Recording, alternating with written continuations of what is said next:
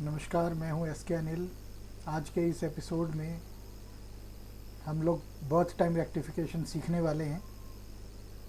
आज जहां पे पर सेकंड चाइल्ड बर्थ का रेशियो है, वहां पे बर्थ टाइम रेक्टिफिकेशन की अहमियत जो है वो सर्वाधिक है। सही फलादेश करने के लिए कुंडली का सही तरीके से कास्ट करना भी आवश्यक है। यदि कुंडली जो है वो गलत तरीके से बनाई जाएगी तो फलादेश जो है वो उसमें संशय रहेगा। पिछले कई एपिसोड में मैं बता चुका हूँ डीएनए टेस्ट में कि हमारे यहाँ जितनी भी एस्ट्रोलॉजिकल विधाएं जो है वो उपयोग में लाई जा रही हैं, उसमें कहीं ना कुछ त्रुटि है। और आवश्यक है कि आप जन्म दर के हिसाब से कुंडली कास्ट कर पाने की क्षमता तक पहुँचे, तभी फलादेश कर पाने में आप समर्थ हो पाएंगे। हमारे पास यहाँ पे एक डेटा है। ये एक मेल नेटिव है जिसका डेट ऑफ बर्थ है 17 जनवरी 1986 और टेंटेटिव जो गिवन टाइम है वो है सुबह के 7:45। इनका जो बर्थ हुआ है वो संत स्टीफन हॉस्पिटल जो है हमारे दिल्ली बस अड्डे के पास में, वहाँ पे हुआ है। तो हमने एग्जैक्ट लॉन्गिट्यूड लैटिट्यूड वहाँ का लिया है। कारण क्या है कि लॉन्गिट्यूड लैटिट्यूड के अंदर 1 सेकंड का जो डिफरेंस है वो लग्न में 15 सेकंड का चेंज या डिफरेंस कह लीजिए ले आता है।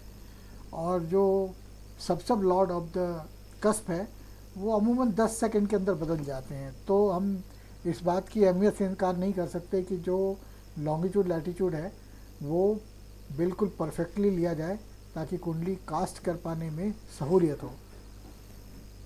इनके बीटीआर के लिए हमने आपको डेट ऑफ बर्थ, टाइम और प्लेस ऑफ बर्थ बताया। इसके साथ जेनेटिकल कनेक्शन के लिए हम यंगर जो इनके सिस्टर है, जो छोटी बहन है, उनका मून स्टार लिया। वो मून ही है। उनके मदर का मून स्टार सन है और फादर का मून स्टार मून है। यानी कि मदर का जो मून स्टार वो सन है, बाकी छोटी बहन और पिता का जो मून स्टार है वो मून ही है। इसे जेनेटिकल कनेक्शन के थ्रू जो है ना वो बीटीआर सेट करते हैं। ये जो विधा है ये बहुत एडवांस है और ये सेकंड्स के हिसाब से चलती है। आप देख पाएंगे यहाँ पे जो टाइम स्लाइस टूल है उसमें डेट ऑफ बर्थ के साथ साथ आवर, मिनट और सेकंड्स के लिए भी व्यवस्था है। हमने नैनो सेकंड्स तक भी इसको डिवीज़न में लिया हुआ है, लेकिन फ़िलहाल हम यहाँ पे सेकंड्स तक ही गणना करेंगे। किसी भी घटना के घटित होने के लिए आवश्यक है कि सन एंड मून का इंटरप्ले हो और जिस समय घटना घटित हो रही हो उस समय जो लग्न के अंदर को रूलिंग प्लैनेट हों वो सभी के सभी उस घटना को दर्शाने चाहिए। अब आप देखेंगे यहाँ पे कुंडली के अंदर जो डेट ऑफ बर्थ टाइम लिया गया है उसके हिसाब से सूर्य जो है वो शनि के साइन में है, सन के स्टार में है, सैटर्न के सब में है और सैटर्न के ही सब में है। यानी कि सन के चारों को रूलिंग प्लैनेट में 3 जगह पे सैटर्न है और 1 जगह पे सन आया हुआ है। ये सारे के सारे जो है ना वो चाइल्ड बर्थ को दर्शाने चाहिए। मून के साइन लॉर्ड जुपिटर है, स्टार लॉर्ड मरकरी, सब लॉर्ड मार्स एंड सब लॉर्ड केतु है। लगन में जिस समय कुंडली कास्ट की गई है उसमें लगन में Shani as a rashi lord, moon as a star lord, moon as a sub lord and Rahu as a sub lord ये लिया गया है। अब आपको बर्थ टाइम रेक्टिफिकेशन के लिए 2-3 जो मूल सिद्धांत हैं उसको ध्यान में रखना पड़ेगा। वो ये है कि जन्म के समय में जो पहले कस्प का एसएसएल प्लैनेट हो, जैसे यहाँ पे राहु है, ये राहु जो है वो मून के स्टार लॉर्ड के साथ टैली होना चाहिए, जो घटना से लिंक जो है ना वो बतलाता है। इसी क्रम में छोटे भाई बहनों के लिए तीसरा घर देखते हैं तो तीसरे भाव के अंदर जो सब लॉर्ड, जैसे यहाँ पे शनि आया हुआ है, ये शनि जो है ये छोटी बहन के मून स्टार के साथ, जो कि मून है, उसके साथ टैली होना चाहिए।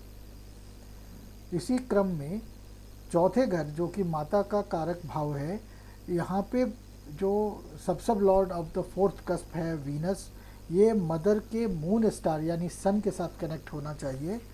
और 9th हाउस जो कि पिता का कारक भाव है, इस भाव का एसएसएल प्लैनेट पिता के मून स्टार जो कि मून ही है उसके साथ टैली होना चाहिए।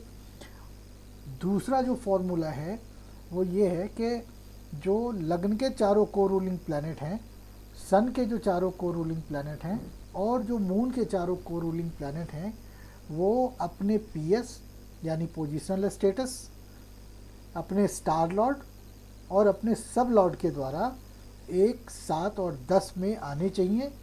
कम से कम 2 घरों में आने चाहिए।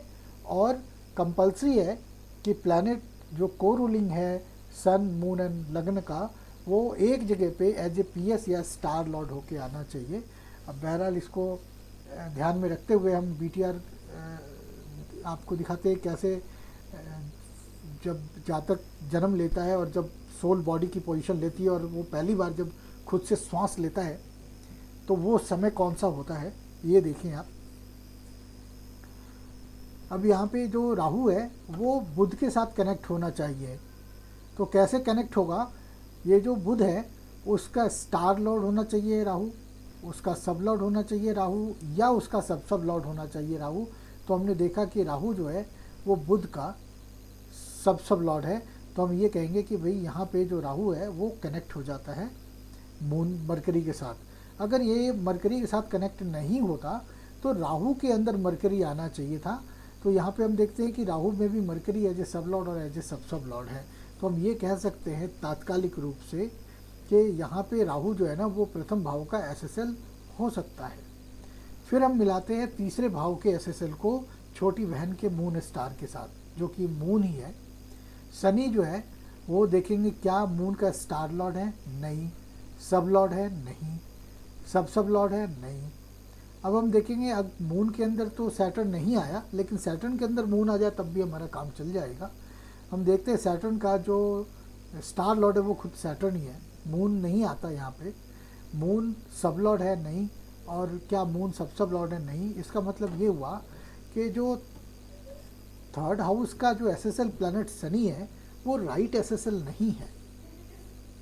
यहाँ पे आवश्यकता है शनि को बदलने के लिए, तो हमारे पास जो टूल है उसकी सहायता से हम शनि से पहले वाला जो ग्रह है, शनि से पहले गुरु आएगा, तो गुरु जो है वो हम चेक करते हैं कि क्या अगर हम यहाँ पे गुरु ले आए तो वो क्या मून स्टार छोटे भाई के साथ टैली होता है मून के साथ।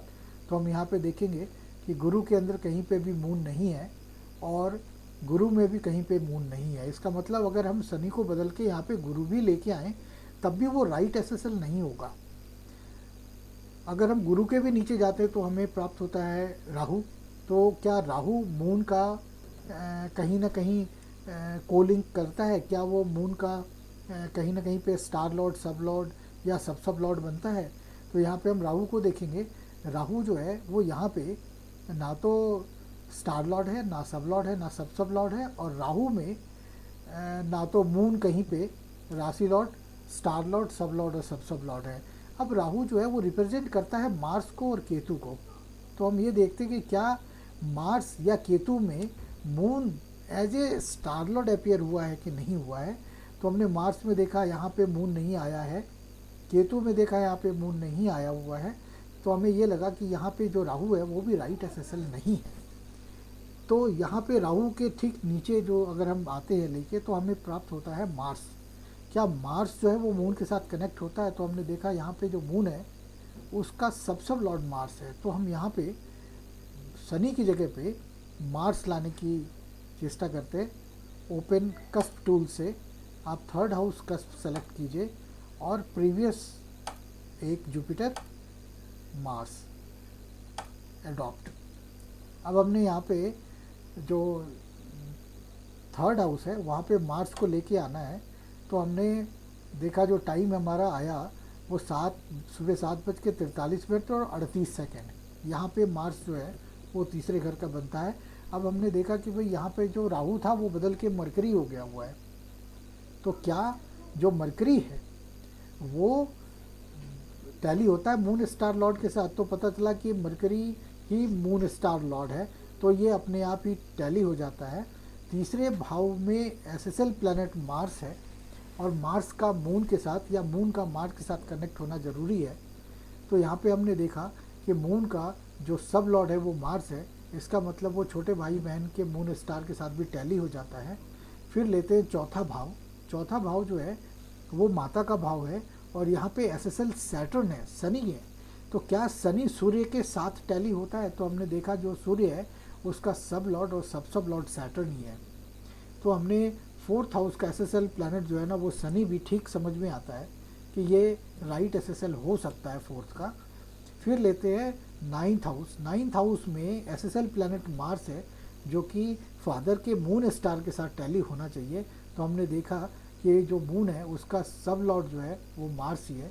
तो हमारा जेनेटिकल कनेक्शन के हिसाब से ये लगन का, ये आपके तीसरे का, चौथे का और नवम भाव के एसएसएल जो है वो रेस्पेक्टिव जो आपके रिलेटिव्स हैं उनके मून स्टार के साथ टैली हो जाता है। अब बारी आती है लगन के साथ चारों के चारों को रूलिंग प्लैनेट्स, सन के चारों को रूलिंग प्लैनेट और मून के चारों को रूलिंग प्लैनेट 1, 7 और 10 में आना चाहिए। इसके पीछे क्या लॉजिक है ये भी समझ लेना आपके लिए अच्छा रहेगा। जब आपका बर्थ होता है तो पिता के लिए संतान लाभ का वो चार्ट होता है, वो कुंडली आपके पिता के संतान लाभ की है। तो हम सभी जानते हैं कि जो संतान है उसके लिए स्टार लॉर्ड और सब लॉर्ड का कॉम्बिनेशन जो है वो 5, 2 और 11 है। तो अगर आप 9वें घर से 5, 2 और 7 की गणना करें तो 9वें घर से जो 10वां घर है वो दूसरा बनता है, जो 9वें घर से 5वां घर है वो पहला बनता है, और 9वें घर से जो 7वां घर है वो 11वां बनता है। यानी कि आपकी कुंडली के अंदर जो लगन के को रूलिंग प्लैनेट हैं, जो सन एंड मून के को रूलिंग प्लैनेट हैं, ये अगर 1, 7 और 10 में अपीयर होते हैं, इसका मतलब है पिता को 2, 5 और 11 के इक्वेशन मिलने से संतान लाभ जो है वो दर्शाया जाता है यहाँ पे। तो अब आप देखिए यहाँ पे क्या मरकरी, क्या वीनस, क्या सन या सैटर्न, इसी प्रकार से जो को रूलिंग सन के हैं सन और सैटर्न, और मून के हैं Jupiter, mercury, Mars and Ketu, क्या वो 1, 7 और 10 में अपीयर हो रहे हैं? आइए इसको देखते हैं। जो मरकरी है वो कुंडली में पीएस नहीं है, इसलिए मरकरी की कोई गणना यहाँ नहीं ली जाएगी, ना एनबीसी चार्ट के अंदर और ना ही कस्पल के अंदर। तो मरकरी जो है वो वीनस में बैठा है और सैटर्न में है। तो वीनस एक जगह पे आना चाहिए, और वीनस और सैटर्न मिलके कम से कम 2 घरों में उपस्थित होना चाहिए। तो पहले घर में देखते हैं क्या वीनस है, पता चला वीनस है और सैटर्न भी है यहाँ पे। 7वें घर के अंदर सैटर्न और वीनस है, हमारा काम यहीं पे ख़त्म हो जाता है, आगे देखने की आवश्यकता नहीं है। बहरहाल यहाँ देखें तो वीनस और सैटर्न 10वें घर के अंदर भी उपस्थित हैं। तो हम ये कह सकते हैं कि मरकरी ने क्वालिफाई कर लिया है, और वो 1, 7 और 10 में आके फादर को 2, 5 और 11 दर्शा रहा है। वीनस लेते हैं, वीनस का पीएस नहीं है, और वीनस सन एंड जुपिटर में है। अब यहाँ पे सन जो है वो देखिए पहले भाव में उपस्थित है, जुपिटर भी पहले भाव में उपस्थित है। सन जो है वो सन एंड जुपिटर वो दूसरे भाव 7वें भाव में उपस्थित नहीं है, और 10वें भाव में जुपिटर का उपस्थित होना 2 घर यहाँ पे भर जाते हैं, 2 घरों में उपस्थिति हो जाती है, एक में सन और एक में जुपिटर का। तो यहाँ पे जो वीनस है वो भी क्वालिफाई कर जाता है। फिर हम लेते हैं सन को। सन जो है वो पीएस है, और सन खुद के ही नक्षत्र में बैठा है। तो सन और सैटर्न ये 2 घरों में कम से कम आने चाहिए, जहाँ पे एक जगह पे सन का आना आवश्यक है। पहले घर के अंदर सन भी है और सैटर्न भी है, और 7वें घर के अंदर सैटर्न है, 10वें घर के अंदर भी सैटर्न है। इन्होंने भी तीनों के तीनों भावों को ऑक्युपाई किया हुआ है। ये भी दर्शाते हैं कि जो इनकी उपस्थिति है वो पिता के संतान लाभ को दर्शा रही हैं। फिर लेते हैं सैटर्न को। जो सैटर्न है वो कुंडली के अंदर पीएस है, क्योंकि वो खुद के ये स्टार में बैठा है, और वो राहु के सब में है। तो यहाँ पे सैटर्न एंड राहु जो है वो 1, 7, 10 में आनी चाहिए, कहीं पे 2 जगह पे कंपलसरी होनी चाहिए।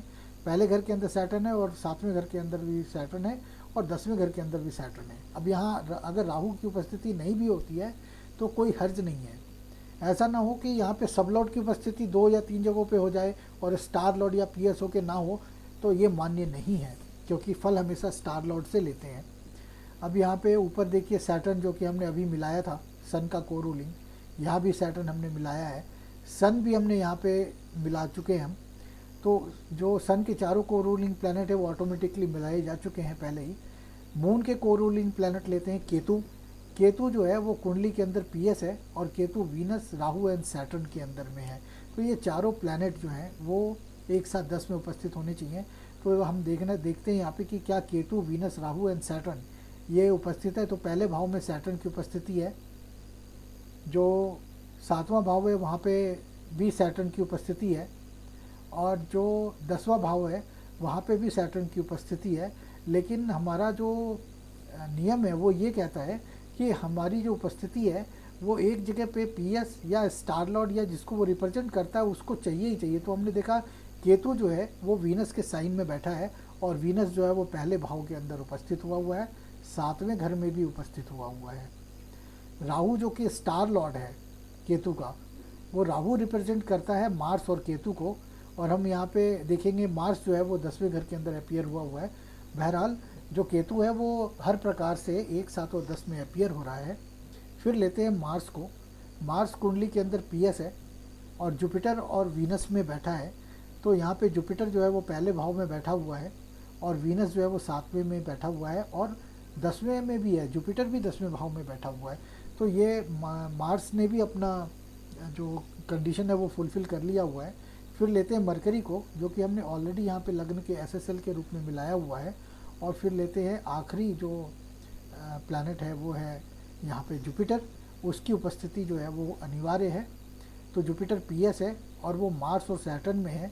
तो जुपिटर पीएस हो के एनबीसी चार्ट के पहले भाव में, और जो सैटर्न है वो 7वें में भी है और 10वें में भी। इस प्रकार से हम बीटीआर करते हैं। जो लगन के को रूलिंग प्लैनेट हैं, जो सन एंड मून के जो को रूलिंग प्लैनेट हैं, वो घटना से संबंधित जो है ना वो भावों में उनकी उपस्थिति अनिवार्य है। क्यों अनिवार्य है? बहुत सारे लोग ट्रांजिट को नहीं मानते, जो कि बिल्कुल गलत है। जब तक प्रकृति और पुरुष के मिलन से घटना घटित होती हैं, वो अगर कुंडली के अंदर उस भाव को नहीं दर्शाएं तो हम ये नहीं कह सकते घटना घटित हुई है। तो यहाँ पे किसी भी घटना के लिए, ये तो हमने बर्थ टाइम रेक्टिफिकेशन के लिए लिया है, किसी भी घटना के लिए यदि हम इसी प्रकार से कुंडली को चेक करें तो हमारे जो उस समय घटना, जैसे किसी को अगर दुर्घटना ही हुआ हो, तो जो पहले घर के को रूलिंग प्लैनेट हैं, जो सन एंड मून के जो को रूलिंग प्लैनेट हैं, वो सिमल्टेनियसली दुर्घटना को दर्शाने चाहिए। 4 को इन्वॉल्व करके 8 12 देना चाहिए। यदि कहीं मृत्यु हुई है तो वो 1 8 2 7 और बाद केस में भी होनी चाहिए। इसी प्रकार से हम सभी घटनाओं का जो अवलोकन है वो करते हैं। बहरहाल बीटीआर करने के लिए मैंने आपको जो सशक्त माध्यम बताया है, आप कस्पल इंटरलिंक के थ्रू जो है वो बीटीआर करके देखिए। आपको मैं विश्वास दिलाता हूँ कि आप प्रति क्षण के हिसाब से कुंडली ना सिर्फ कास्ट कर पाएंगे, बल्कि आप प्रत्येक भाव से संबंधित जो प्रतिज्ञाएं हैं जातक के जीवन में घटित होने वाली, उनके बारे में भी आप जान पाएंगे। इसमें कोई दो राय नहीं है। आगे बीटीआर के कुछ और उदाहरणों के साथ हम पुनः उपस्थित होंगे। तब तक के लिए नमस्कार।